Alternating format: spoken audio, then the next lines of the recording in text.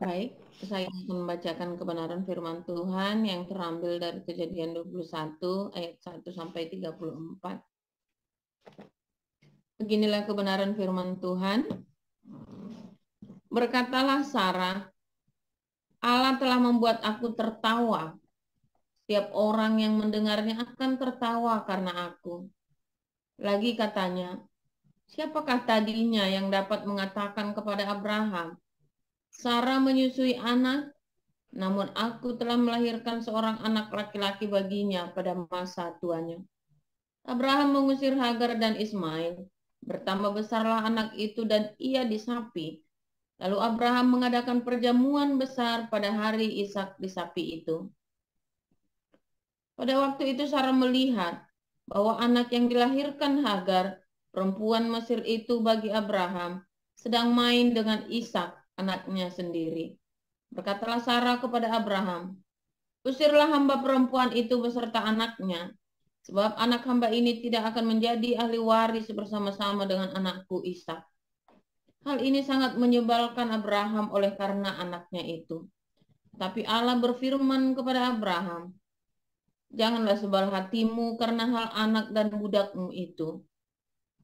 Dalam segala yang dikatakan Sarah kepadamu, haruslah engkau mendengarkannya, sebab yang akan disebut keturunanmu ialah yang berasal dari Ishak. Tetapi keturunan dari hambamu itu juga akan kubuat menjadi suatu bangsa, karena ia pun anakmu. Keesokan harinya pagi-pagi Abraham mengambil roti serta sekirbat air dan memberikannya kepada Hagar. Ia meletakkan itu beserta anaknya di atas bahu Hagar. Kemudian disuruhnyalah perempuan itu pergi. Maka pergilah Hagar dan mengembara di padang gurun Beersheba. Ketika air yang dikirbat itu habis, dibuangnyalah anak itu ke bawah semak-semak.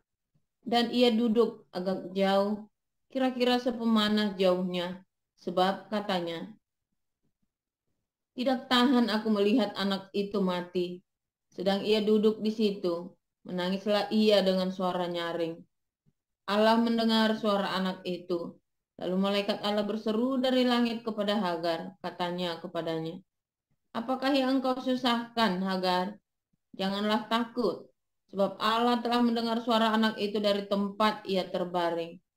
Bangunlah, angkatlah anak itu dan bimbinglah dia, sebab aku akan membuat dia menjadi bangsa yang besar. Lalu Allah membuka mata Hagar, sehingga ia melihat sebuah sumur. Ia pergi mengisi kirbatnya dengan air, kemudian diberinya anak itu minum. Allah menyertai anak itu, sehingga ia bertambah besar. Ia menetap di padang gurun dan menjadi seorang pemanah.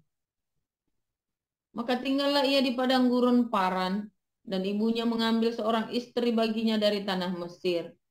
Perjanjian Abraham dengan Abimelek. Pada waktu itu Abimelek beserta Pikol, panglima tentaranya, berkata kepada Abraham, Allah menyertai engkau dalam segala sesuatu yang engkau lakukan.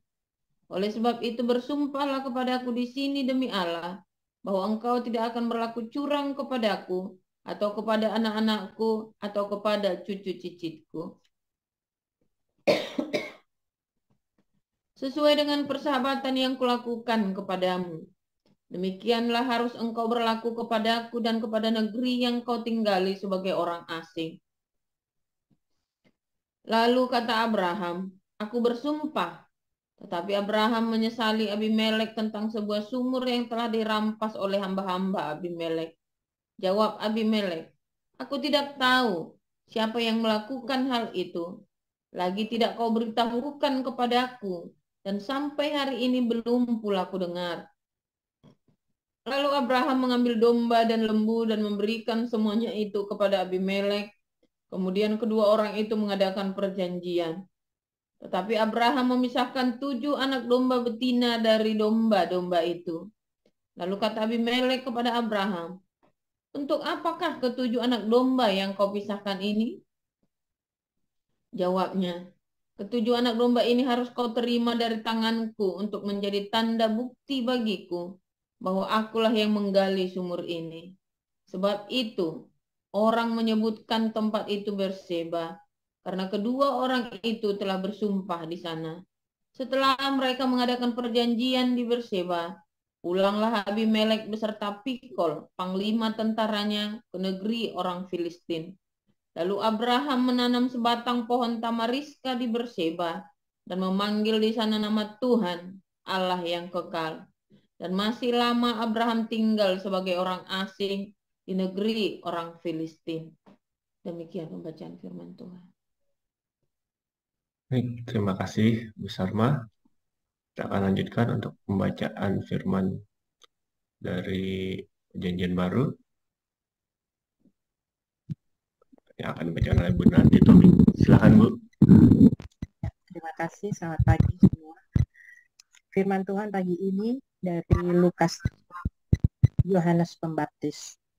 Dalam tahun ke-15 dari pemerintahan Kaisar Tiberius, ketika Pontius Pilatus menjadi wali negeri Yudea dan Herodes raja wilayah Galilea Filipus, saudaranya raja wilayah Iturea dan Trakonitis, dan Lisanias raja wilayah Abilene, pada waktu Hanas dan Kayafas menjadi imam besar, datanglah firman Allah kepada Yohanes, anak Zakaria di padang gurun. Maka datanglah Yohanes ke seluruh daerah Yordan dan menyerukan, bertobatlah dan berilah dirimu dibaptis, dan Allah akan mengampuni dosamu, seperti ada tertulis dalam kitab nubuat Yesaya.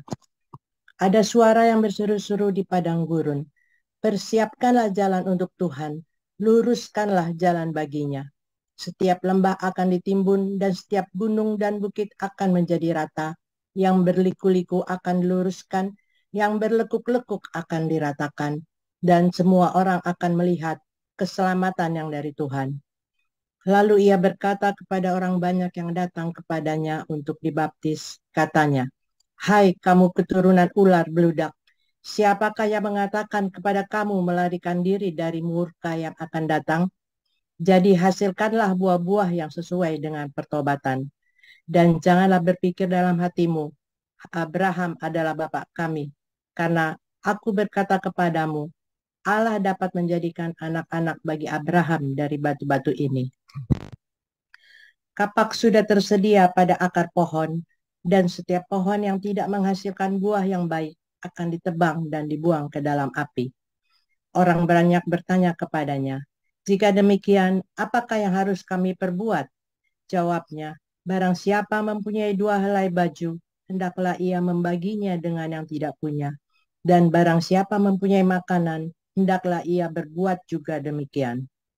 Ada datang juga pemungut-pemungut cukai untuk dibaptis, dan mereka bertanya kepadanya, "Guru, apakah yang harus kami perbuat?" Jawabnya, "Jangan menagih lebih banyak daripada yang telah ditentukan bagimu."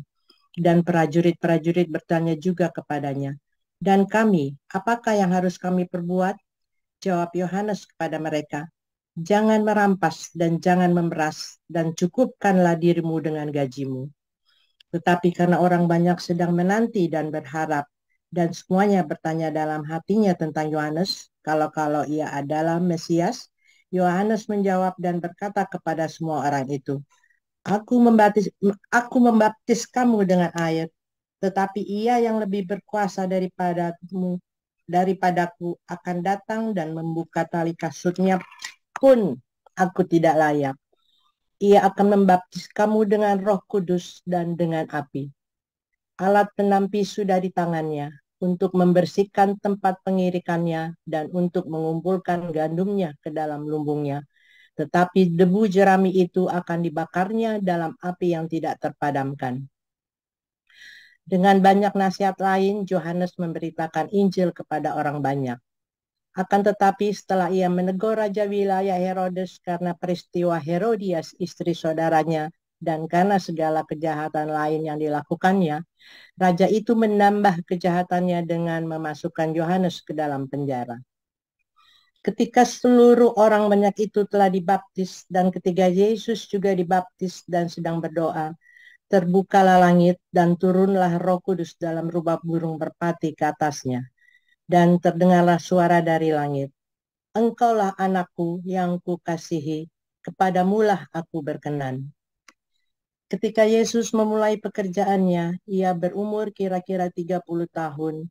Dan menurut anggapan orang, ia adalah anak Yusuf, anak Eli, anak Matat, anak Lewi, anak Malki, anak Yanai, anak Yusuf, anak Matika, anak Amos, anak Nahum, anak Hesli, anak Nagai, anak Maat, anak Matika, anak Simei, anak Yoksek, anak Yoda, anak Yohanan, anak Resa, anak Zerubabel, anak Selitiel, anak Neri, anak Malki, anak Adi, anak Kosam, anak Elmadam, anak anak Yesua, anak Eliezer, anak Yorim, anak Matat, anak Lewi, anak Simeon, anak Yehuda, anak Yusuf, anak Yonam, anak Eliakim, anak Melea, anak Mina, anak Matata, anak Natan, anak Daud, anak Isai, anak Obed, anak Boas, anak Salmon, anak Nahason, anak Aminabad,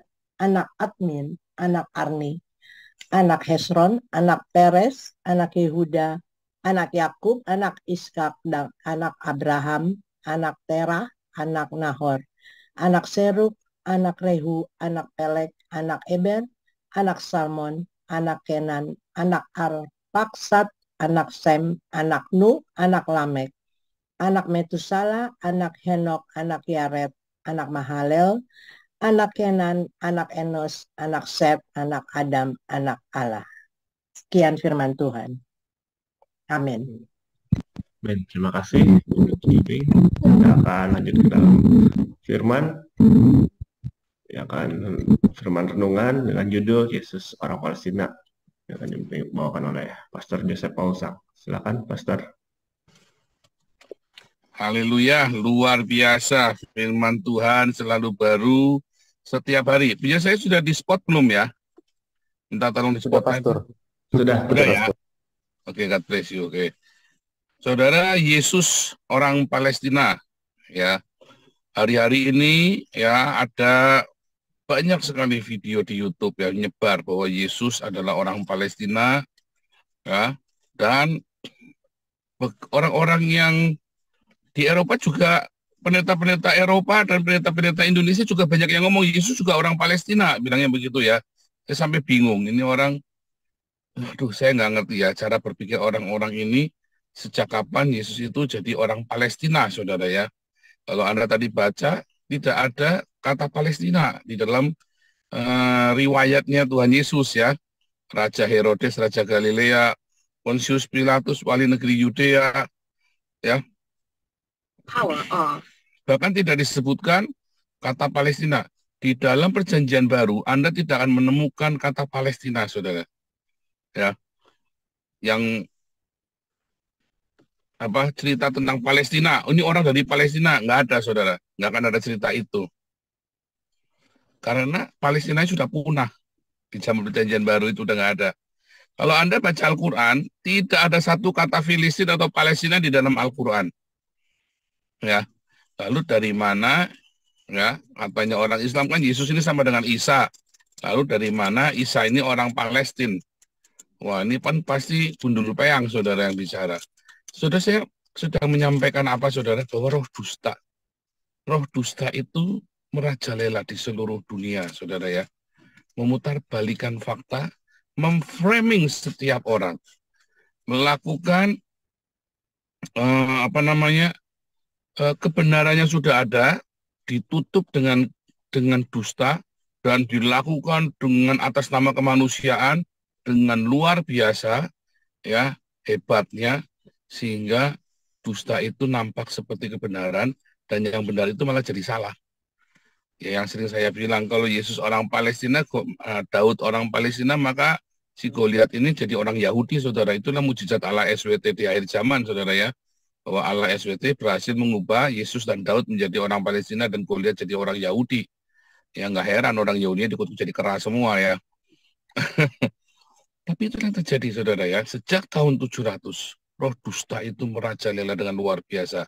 Bahkan dusta yang disebarkan oleh Hanas dan Kayafas masih kalah ngeri saudara ya, dibandingkan dusta yang disebarkan oleh orang-orang Islam ini. Kalau Anda melihat saudara ya, definisi kejujuran di dalam Islam itu beda dengan definisi jujurnya kita loh, saudara. Definisi jujurnya Islam itu yang penting hatimu nggak bohongi, mulutmu bohong nggak apa-apa. Ya, ada bohong putih, saudara ya. Kalau di dalam ajaran Alkitab, ya Roma 3 ayat 7 dan 8, bohong ya bohong. Dan kamu tidak boleh mengatakan, tidak boleh mengabarkan kabar sukacita atau kebaikan dengan berbohong. Tidak boleh, saudara. Orang-orang yang memberitakan kebenaran dengan cara berbohong itu layak dihukum. Karena nilai kebenaran itu akan hancur, saudara, ketika Anda mengatakannya di dalam kebohongan, di dalam dusta. Ya, makanya kebenaran adalah kebenaran. Ya, jangan berkata-kata dusta. Lebih baik Anda ngomong pahit atau nggak usah ngomong sama sekali. Ya, bahkan ketika Anda nggak ngomong sama sekali saja, apabila seharusnya Anda bicara, tetapi Anda nggak bicara, Anda sudah sedang berbohong, loh, saudara. Anda sedang berdusta. Ketika ada kebenaran, ya, Anda tahu yang benar dan Anda diam saja, itu juga Anda sedang berdusta. Jadi serba salah. Ya, kalau saya tadi kan bilang, mendingan nggak usah ngomong daripada kamu harus kompromi dengan dusta. Tetapi masalahnya, ketika ada satu kebenaran, ada isu yang salah dan kamu diam saja, kamu sedang berdusta, saudara. Dan banyak orang ya hidupnya di dalam dusta. Ada bukunya namanya William Backus, saya nggak tahu cara bacanya, Bachus ya, William Backus. 285 dusta sehari katanya. Sehari ya dalam setiap kata-katamu itu ya dari riset bahwa manusia mengucapkan 285 dusta rata-rata, saudara. Kenapa, saudara? Ada roh dusta. Ya, penyangkalan Yesus Kristus sebagai Tuhan dan Juru Selamat diawali dengan dusta, saudara. Dari siapa? Dari Hanas Kayafas, ya kan? Dari para imam. Kemudian dusta itu menyebar ke seluruh dunia, ya, dan berevolusi menjadi Yesus tidak disalib oleh Islam, ya. Tapi dusta itu menyebar. Dusta itu sangat lekat dengan hidup kita. Makanya Alkitab berkali-kali menyebutkan kata roh dusta, saudara ya. Dan roh dusta ini mengerikan sekali. Anda menjadi hidup di dalam ilusi dan delusi. Baik itu delusi agama maupun ilusi hidupmu sendiri. Banyak orang tidak bisa menerima kenyataan hidupnya sendiri karena hidup di dalam dusta. Dan dusta itu ditutupi, dipoles dengan segala keindahan, berpikir positiflah, ditutup dengan oh kita ini harus mengatakan yang baik, ya, dengan segala kesopanan. Pokoknya dusta itu disajikan dengan indahnya sehingga Anda berpikir bahwa itu dusta itu baik. Dan itu terjadi dan Anda mengajarkan itu kepada anak-anakmu, ya. Hillel, ya, ketika Hillel itu bilang, ya, kalau ada pengantin, ya, kalau ada pengantin kamu boleh bilang, oh ini cantik ya pengantinnya ya. Padahal saudara pengantinnya hidungnya bolong, saudara ya, misalnya, ya kan. Tetapi Syamai bilang nggak boleh. Ada pengantin, ya kalau bilang nggak cantik, kamu nggak usah bilang dia cantik. Artinya tidak ada bohong demi kebaikan, demi muji-muji orang, demi ngomongin orang itu. Saya kalau sama anak saya nggak pernah, saudara, yang bohong-bohongin begitu ya. Kalau anak saya lagi gagal, bilang kamu salah, iya salah. Tadi gagal, iya gagal, nggak apa-apa. Saya ajari anak-anak saya untuk menerima kenyataan dulu, saudara. Kalau orang itu sudah menerima kenyataan, sudah tahu posisinya ada di mana, baru kita beresin bisa. Tapi kalau orang nggak tahu diri kalau dia lagi salah, rasanya benar sendiri, maka kita nggak bisa benerin dia. Gampang nanti dibelokin, nggak belok, saudara. Yang ada kamu ditabraknya sama dia. Katanya aku benar. Nah, coba deh. Jadi kalau anakmu lagi salah, bilang salah. Apa adanya. Kalau suamimu lagi salah, bilang salah. Apa adanya. Kalau ada ini bagus nggak? Oh bagus. Kayak Patino Sidin, saudara. Itu salah, saudara ya. Kalau gambar jelek, nggak bagus. Nanti aku udah ngomong, nggak bagus. Yuk diperbaiki, yuk dibetulin. Oh, ini ngecilin hatinya dia. Salah, enggak, saudara. Kamu ajari dia untuk realistis. Jangan hidup di dalam ilusinya dia. Ya, kalau jelek bilang jelek, diajarin. Artinya jelek pun ada relatif, ada ukurannya. Oh, untuk anak sekian, kamu tahu ini anak sekian bisa gambar begitu, berarti bagus. Gajah bisa gambar. Ya, gajah mau gambar kayak si Effendi, ya nggak bisa. Ya, Vincent Van Gogh ya nggak bisa. Ya, otaknya seberapa. Ada bagus itu relatifnya dia, saudara. Tapi kalau dia benar-benar untuk ukuran dia, untuk levelnya dia, ya, oh nilainya 5, wejian, papa bangga sama kamu nak, nilainya 5, gundulmu peyang, saudara. Saya mah begitu anak saya dapat nilai 5, kenapa kamu dapat 5? Karena saya tahu dia bisa dapat lebih, saudara ya. Oh, harusnya ngerjain hatinya. Oh enggak, saya nggak mau gedein hatinya. Nggak boleh main game besok. Wah, gitu, saudara. Wah, apa-apa. Iya, mau nggak boleh main game 1 semester, nggak boleh. Sampai nilai kamu dapat 7. Saya tidak pernah push anak saya jadi juara kelas, ya. Tetapi saya ngomong yang benar. Kalau kamu tidak belajar, kamu nanti kere kamu. Jadi orang ngemis. Begitu, saudara ya. Jadi saya ngomong apa adanya. Kita belajar ngomong bukan terus. Tapi ada orang yang kelewatan, saudara. Ini gambar udah bagus-bagus, ini bagus siapa jelek.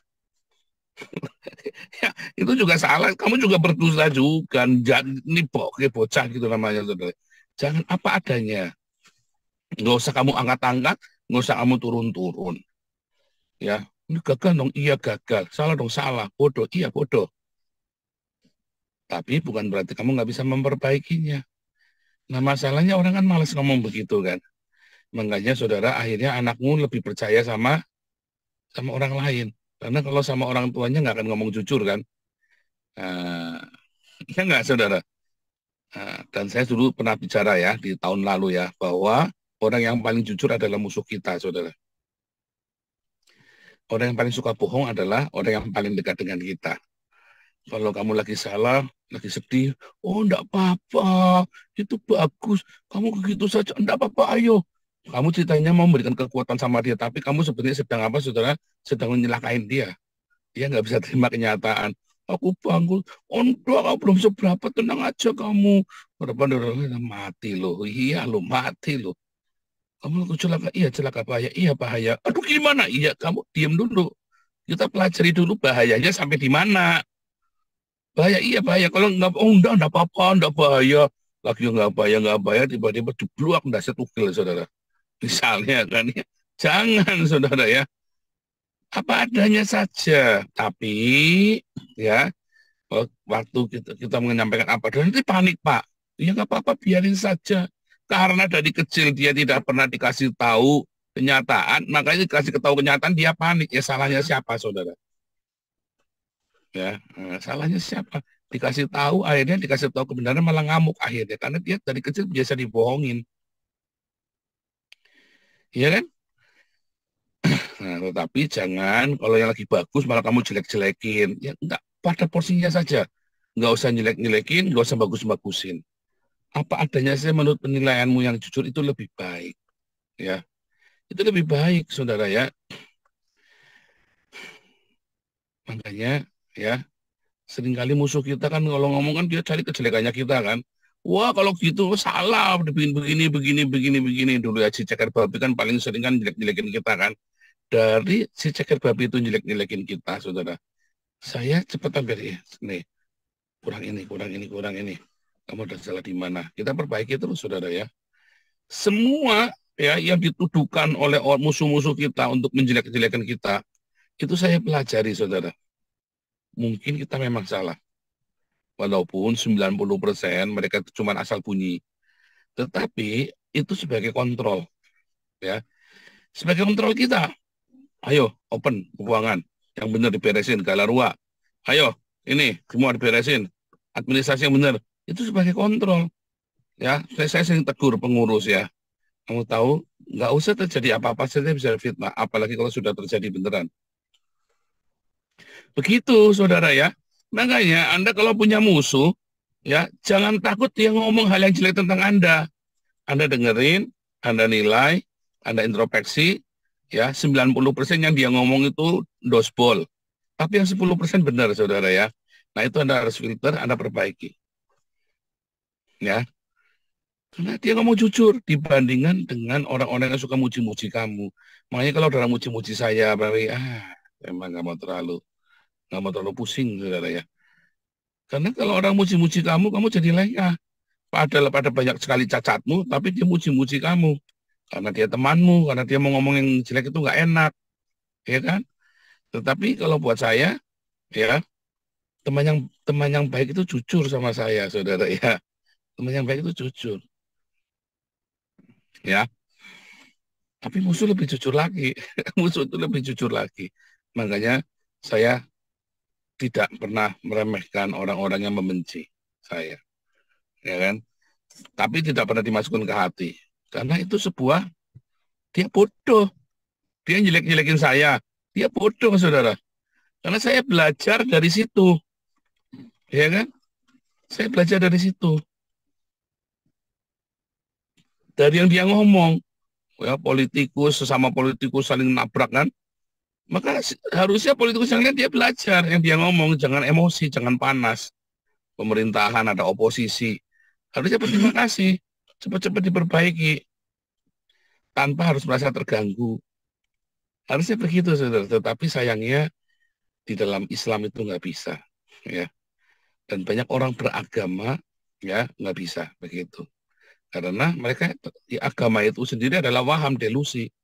Agama itu sendiri adalah delusi. Anda begitu beragama, ya Anda hidup dalam delusi, dalam ilusi. Anda maunya yang baik-baik saja. Anda tidak terima kenyataan bahwa dunia banyak yang nggak baik. Bahwa di gerejamu banyak yang berzina, bahwa pendetamu kurang ajar. Nggak mau terima. Ya kan? Kalau saya mah terus terang saja, nggak apa-apa. Sudah kenapa? Karena yang tidak baik itu ketika kita kasih tahu, ya, maka membuat kita dewasa. Dan belajar ngomong jujur. Ya, nggak usah naik-naikin, nggak usah ngerendah-ngerendahin. Belajar kita ngomong yang jujur dan konsisten. Tetapi jangan ada yang baik kamu bilangin jelek. Itu juga kamu enggak benar. Banyak orang yang suka begitu kan. Itu juga enggak benar. Bagus bilang bagus, saudara. Jelek bilang jelek. Nanti sombong, Pak. Enggak. Bukan urusanmu, saudara. Kalau bagus bilang bagus. Jelek bilang jelek. Itu penting, saudara ya. Anda belajar singkirkan roh dusta dari keluargamu. Dari hidupmu dulu. Ngeri, saudara ya, saya selalu ajari sama istri anak saya. Jangan pernah bohong dengan sesama kita, anggota keluarga. Suatu hari, kamu di dalam masa yang sangat kejepit, dan kamu perlu pembelaan. Dan semua bukti membuktikan kamu salah, dan padahal kamu tidak bersalah, dan kamu butuh keluargamu percaya. Kalau kamu tidak pernah bohong, maka keluargamu bilang, enggak, aku percaya. Tapi kalau kamu sering bohong, ya kamu aja sering bohong, bagaimana, saudara? Percayanya percaya karena enggak mungkin, tapi dalam hati, masa sih. Jangan-jangan enggak iya, kan begitu. Tapi kalau kamu tidak pernah bohong, ya jangan pernah bohong sama suamimu, sama istrimu, sama anak-anakmu, sama orang tuamu, saudara. Itu penting sekali, itu pelajaran penting. Singkirkan roh dusta. Bohong itu yang menghancurkan keluarga-keluarga, saudara. Ya, dituduh selingkuh. Padahal enggak. Tapi sudah terfitnah. Tapi kalau dia tidak pernah bohong, kamu tahu, enggak. Dituduh korupsi, dituduh membunuh, kamu tahu dia enggak. Dan kamu akan dapatkan buktinya. Tetapi kalau kamu biasa bohong, apanya mau dibuktikan lagi kamu biasa bohong? Ya, jadi keluarga sendiri pertama ya, kamu tidak boleh bohong sama sekali. Jangan pernah bohong sama suamimu, istrimu, anak-anakmu, orang tuamu, saudara. Kakak adik, jangan pernah bohong, saudara. Roh dusta itu singkirkan. Pak, kalau bahaya gimana? Ada cara mengungkapkannya, saudara ya. Ya kan? Kalau misalnya lagi masa perang, misalnya ini gimana, Pak? Gimana ayahmu ini mau dibunuh nih? Ya kan? Terus gimana, saudara? Anda bohong nanti gimana? Kasih tahu, ya, bohong dong. Loh, Anda nggak ngasih tahu pun dianiaya tetap, saudara. Jadi gimana? Ya Pak, kalau saya tahu, saya juga tidak akan ngomong. Bapak gimana sih? Bapak nanya bapak saya di mana? Bapak mau bunuh anak saya? Ya, misalnya kan begitu kan? Jadi Anda harus siapkan ketika dalam masa-masa sulit, Anda sudah tahu Jangan kasih banyak rahasia sama keluargamu kalau kamu sedang dalam masa sulit. Sehingga keluargamu tidak perlu berbohong. Dan kamu kasih tahu, saya menyimpan rahasia ya, aku tidak bisa ngomong sama kamu, dan nanti kalau ada orang tanya, kamu juga benar-benar nggak tahu. Orang tahu kok, saudara, kalau nggak tahu. Ya, intelijen itu tahu kalau Anda nggak tahu. Tetapi Anda tahu, Anda lagi dalam masa sulit, Anda ember orangnya di rumah, cerita semua, ya repot. Makanya itu tadi. Ya, Anda harus bijak, Anda harus wise, supaya di rumah jangan ada kebohongan. Dan kamu bilang, saya punya tugas yang sulit, yang saya tidak bisa cerita kamu jangan nanya. Nah, itu juga salah satu cara, saudara ya. Ya, itu salah satu cara ya untuk mencegah kebohongan. Jadi harus wise sebelum itu terjadi. Ada masalah-masalah yang kamu tidak bisa cerita, kamu ngomong sebelumnya. Sebelum dia ngonangin, kamu ngomong dulu. Ada satu yang saya nggak bisa ceritain, saya pikir begini, cerita saudara, minta pengertian. Kalau kamu tidak terbiasa bohong, dia akan terima. Tapi kalau kamu bisa bohong, alasan lo, paling selingkuh lagi, gundulmu peyang. Ya kan? Yang penting, saudara, ingat-ingat saudara. Ya, Pak jujur acur Pak, enggak saudara. Ya, makanya kalau dalam bekerja nggak cukup jujur, kamu juga harus rendah hati, kamu juga harus setia, harus rajin, nggak cukup jujur kalau untuk kerja. Tetapi saya lagi untuk masalah bohong, supaya hidupmu itu benar dulu, saudara. Itu tuh awal ya, kebenaran itu ya yang tidak kompromi, jangan bohong. Ya, saudara ya, ingat-ingat bahwa Yesus bukan orang Palestina. Sebab kalau Yesusnya orang Palestina, maka Goliatnya jadi orang Yahudi, saudara ya. Itulah kebohongan yang disebarkan di seluruh dunia. Yaitulah roh dusta dan itu dimaklumi. Ya kan, dibuktikan dengan ilmu pengetahuan, dengan inilah, dengan itulah segala macam, berusaha membuktikan bahwa ya orang Islam kan membuktikan ada 7 langit. Wah, ionosfer apa stratosfer. Wah, saya bilang makanya lu dikutuk terus sekali nabi-nabinya compang-camping tabrak pesawat terus kan di ionosfer, stratosfer, apalagi ya eksosfer segala macam itu yang ditabrak nabi-nabinya dari situ kan, ada ditelekin burung segala macam. Iya, biasa bohong, saudara ya. Biasa memaksakan sains itu tadi ya, membuktikan kebohongan dengan sains. Akhirnya Anda di framing, kamu tidak percaya tak pateni gue. Begitu akhirnya nanti ya, kamu nih sudah tak terangin kamu nih. Nah, jangan saudara ya. Jangan mau di framing. Kalau kamu tetap aja bilang kamu tidak percaya. Jangan mau di framing juga, ya. Ingat Khairul Makirin ya, bahwa dewanya mereka itu raja dusta, loh, saudara. Jangan mau di framing dengan kebohongan. Juga kalau ada orang sedang bohongi Anda dan Anda tahu kebenarannya, jangan mau di framing. Ya, saudara ya. Minta kebenaran. Anda yang nanti belajar di kelas profetik gitu ya, nanti diajari ya mendeteksi kebohongan. Tuhan Yesus memberkati. Silakan.